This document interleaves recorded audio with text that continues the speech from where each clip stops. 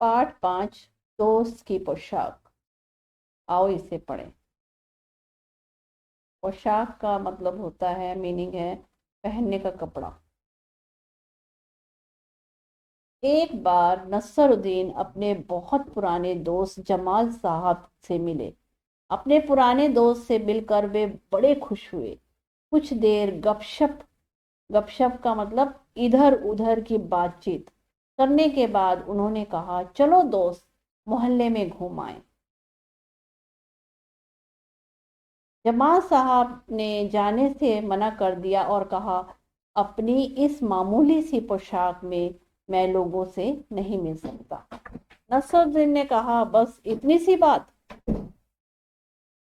नसरुद्दीन तुरंत उनके लिए अपनी एक भड़कीली अचकन, भड़कीली मतलब चमकीली अचकन निकाल कर लाए और उन्होंने कहा, इसे पहन लो। अचकन क्या होती है? जो ऊपर से नीचे तक बंद गले का कोट होता है, उसे अचकन कहते हैं। इसमें तुम खूब अच्छे लगोगे। सब देखते रह जाएंगे।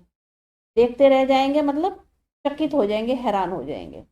बन ठन कर दोनों घूमने निकले। दोस्त को लेकर नसरुद्दीन पड़ोसी के घर गए। नसरुद्दीन ने पड़ोसी से कहा, यह है मेरे खास दोस्त जमाल साहब। आज कई वर्षों के बाद इनसे मुलाकात हुई है। मुलाकात मतलब मिले हैं। वैसे तो अचकन इन्होंने पहन रखी है वह मेरी है। उसने दोस्त ने ऐसे भी कह दिया। यह सुनकर जमाल साहब पर तो मानो घड़ों पानी गिर गया। घड़ों घड़ों पानी गिरने का मतलब है बहुत शर्मिंदगी हो गई, लज्जित हो गए। बाहर से निकलते ही मुंह बनाकर उन्होंने नसुदे से कहा, तुम्हारी कैसी अकल है? अकल मतलब दिमाग कैसा है? क्या यह बताना जरूरी था कि यह अचकन तुम्हारी है? तुम्हारा पड़ोसी सोच रहा होगा कि मेरे पास अपने कपड़े हैं ही नहीं।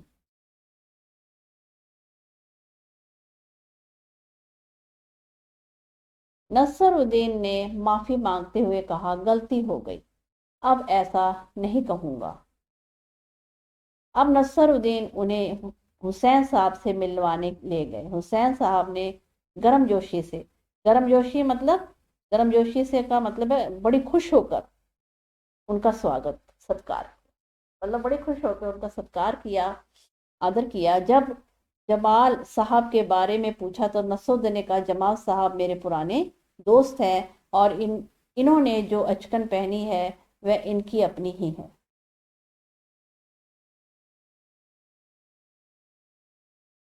जमाल साहब फिर नाराज हो गए। बाहर आकर बोले, झूठ बोलने को किसने कहा था तुमसे? क्यों? नसरुद्दीन ने कहा, तुमने जैसा चाहा मैंने वैसा ही तो कहा। पोशाक की बात कहे बिना काम नहीं चलता क्या? इसके बारे में ना कहना ही अच्छा है, जमाल साहब ने समझाया। जमाल साहब को लेकर नसरुद्दीन आगे बढ़े, तभी एक अन्य पड़ोसी मिल गए।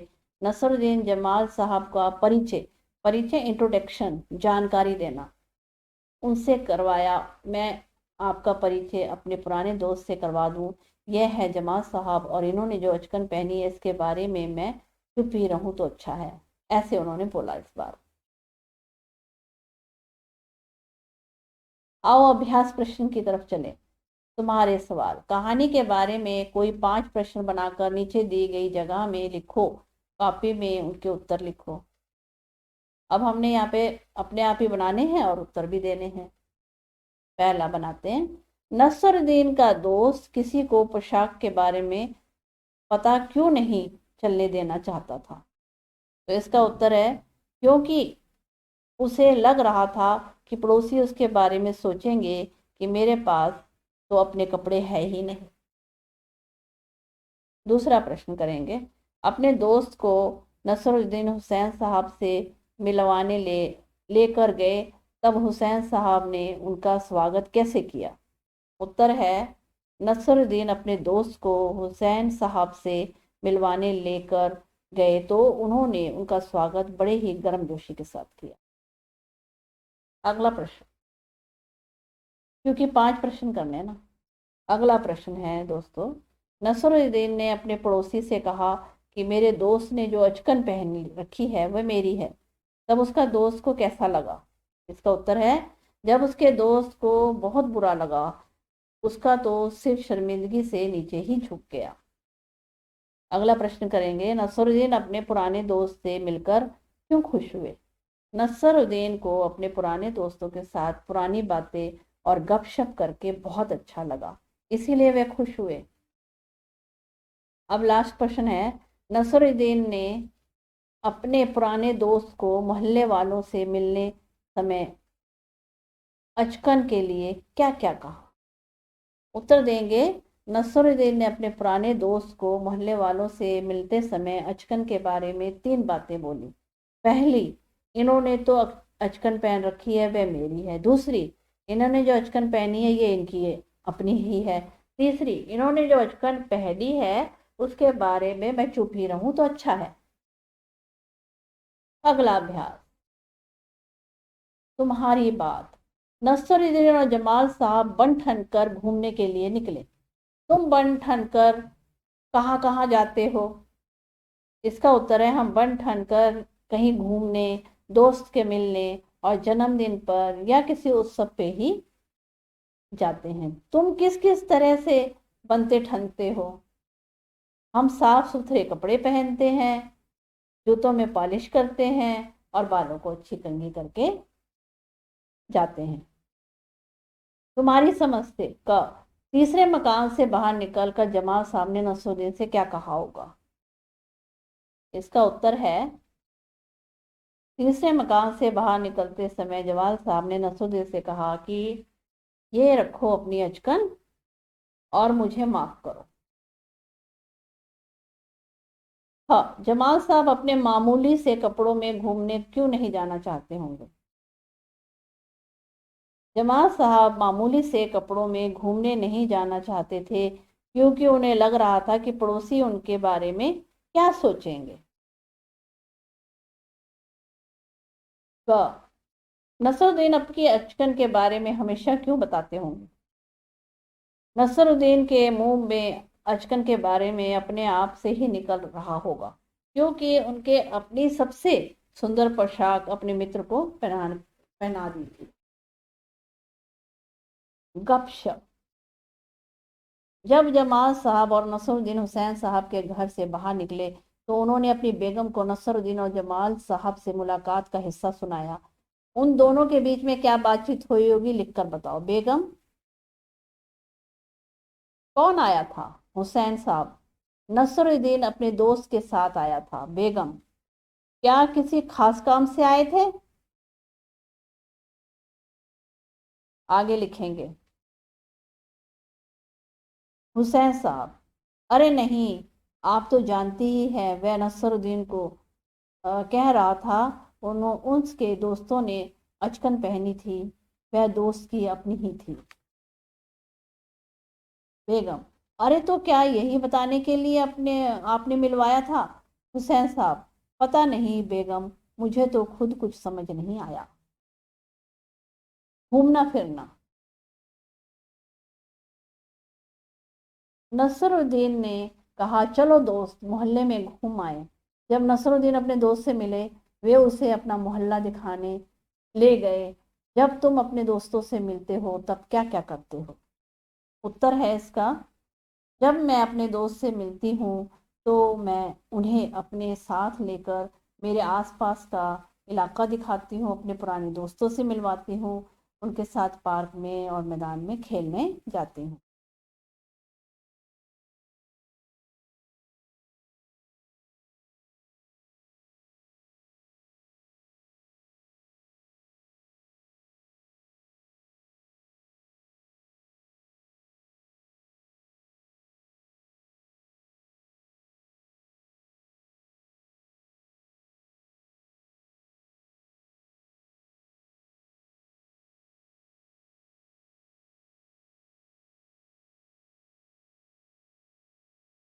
अगला अभ्यास है घड़ों पानी पढ़ना।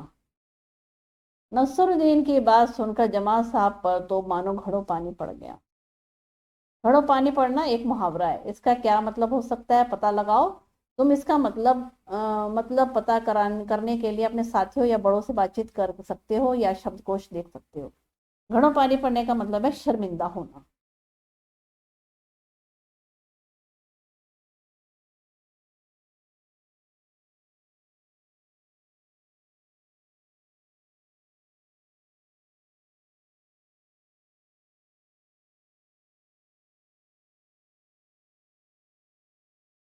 कौन है कैसा? नसरुद्दीन एक भड़कीली अचकन निकाल कर लाए। भड़कीली शब्द बता रहा है कि अचकन कैसी थी। कहानी में से ऐसे ही शब्द छाटो जो किसी के बारे में कुछ बताते हैं। उन्हें छाट कर नीचे दी गई जगह पर लिखो। देखें कौन सबसे ज्यादा ऐसे शब्द ढूंढ पाता है। तो यहाँ पे पुराना दोस्त है ना जैसे लिखा हुआ, तो यहाँ पे हम लिखेंगे मामूली पोशाक, इतनी सी बात, खूब अच्छे, पड़ोसी का घर, खास दोस्त, कई साल, अपने कपड़े, अन्य पड़ोसी। भड़कीली पुराना जैसे शब्द किसी के बारे में कुछ खास या विशेष बता रहे हैं, इसीलिए इन्हें विशेषण कहते हैं। अगला अभ्यास, पास पड़ोस। पड़ोस के घर में जाकर नसरुद्दीन पड़ोसी से मिले। तुम अपने पड़ोसी बच्चे के साथ बहुत से खेल खेलते हो, पर क्या तुम्हें उनके पड़ोस परिवार के बारे में जानते हो? चलो दोस्तों के बारे और उनकी जानकारी इकट्ठी करते हैं। यदि तुम चाहो तो उनसे ये बातें पूछ सकते हो। घर में कुल कितने लोग हैं? तो यहाँ पर जैसे पूछा है, उनके नाम क्या है, उनकी आयु क्या है, वे क्या काम करते हैं। तो हम ऐसे इस सूची में तुम अपने मन से और सवाल जोड़ सकते हो। तो हम क्या सवाल जोड़ेंगे? वे सुबह कितने बजे उठते हैं? सुबह घूमने जाते हैं? उनके यहाँ उनके यहाँ कोई पालतू जानवर है क्या? क्या वे शाकाहारी खाना खाते हैं? इस तरीके से मन चाहे और भी ढूंढो अपने आप दोस्तों। शब्दों का हेर फेर, झूठा, झूठा। इन शब्दों को बोलकर देखो, ये मिलती जुलती आवाज वाले शब्द हैं। जरा से अंतर से ही शब्द का अर्थ बदल जाता है। नीचे इसी तरह के कुछ शब्द जोड़े दिए गए हैं, इनके अर्थ अलग अलग हैं। इन शब्दों के वाक्यों में प्रयोग करो। जैसे घड़ा, गड़ा। घड़े का पानी बहुत मीठा होता है। गड़ा, मूर्तिकार ने बहुत सुंदर मूर्तियां गढ़ता है। फिर है घूम, सुबह शाम घूमने चलें। और ये झूम, कक्षा में प्रथम स्थान पाकर राम झूमने लगा, खुशी से झूमने लगा। राज और राज, जंगल में तो बस शेर का ही राज है। और राज, मैं अपने दोस्त से एक राज की बात बताई।